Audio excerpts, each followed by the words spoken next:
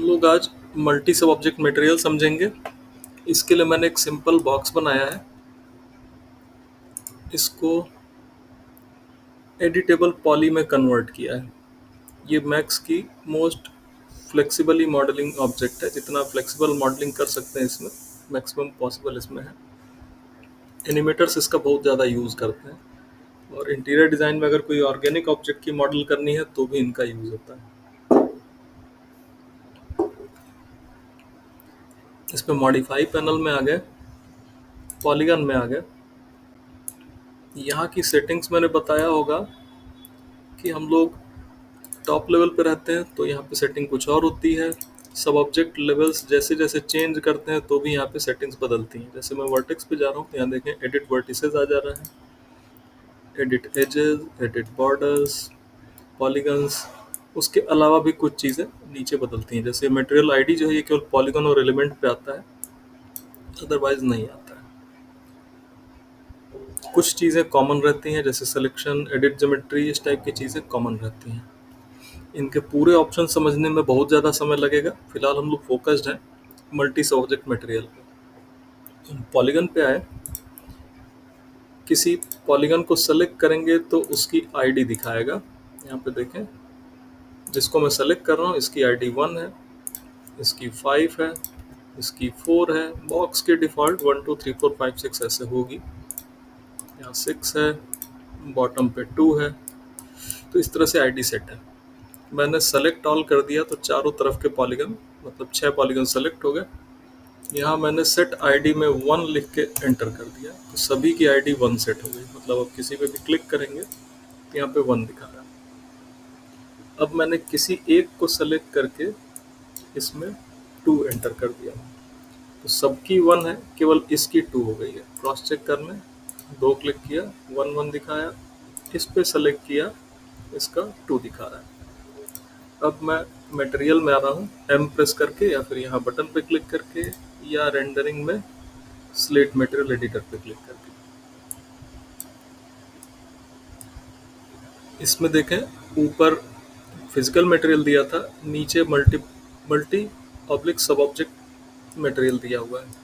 इसको मैं किसी ब्लैंक स्पेस में रख ले रहा हूँ।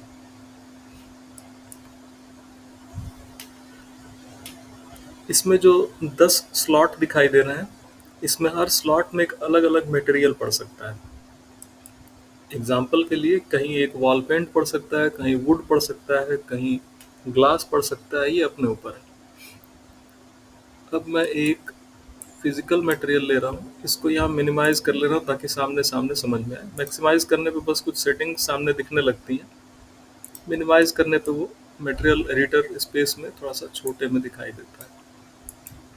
सिमिलरली एक और फिजिकल मटेरियल ले लिया, इसको भी मिनिमाइज कर लिया।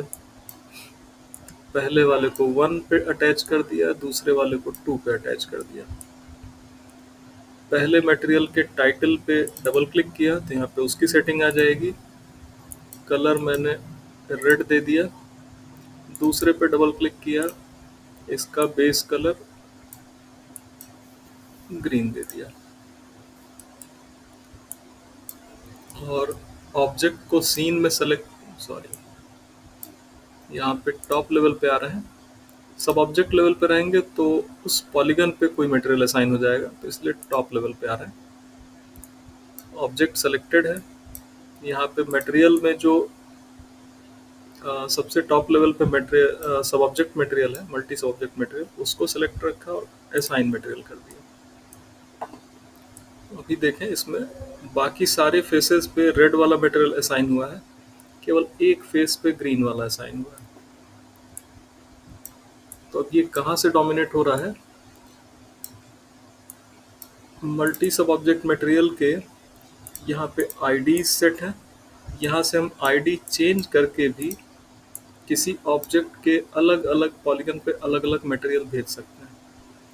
और मटेरियल के पॉलीगन्स की आईडी उसके मॉडिफायर से सेट होगी। तो इससे एक चीज़ क्लियर हो जा रही है कि एक ही ऑब्जेक्ट पे हम कई मटेरियल असाइन करना हो तब मल्टी ऑब्जेक्ट का यूज़ करते हैं। और फिर यहाँ पे मटेरियल में हम लोग को पूरी फुल फ्रीडम मिलती है कि यहाँ पे हम क्या रखना चाह रहे हैं। तो बहुत बेसिक कॉन्सेप्ट इसका इतना ही है। इससे डिटेल कॉन्सेप्ट के लिए फिर हम लोग को मटेरियल में डिटेल स्टडी करनी पड़ेगी कि इस मटेरियल में क्या क्या सेटिंग्स हो सकती हैं। आप यहाँ से चाहें तो ट्रायल के लिए तुरंत से कोई प्रीसेट उठा लें और रेंडर करके ऑब्जर्व करें। F9 प्रेस किया, रेंडर आएगा। इसी तरह से कुछ ट्रायल लेना हो कि चलिए 3 भी करके देख लें, तो यहाँ पे एक मटेरियल रख लें। इसमें कोई सीक्वेंस नहीं है, कोई भी सीक्वेंस फॉलो कर सकते हैं।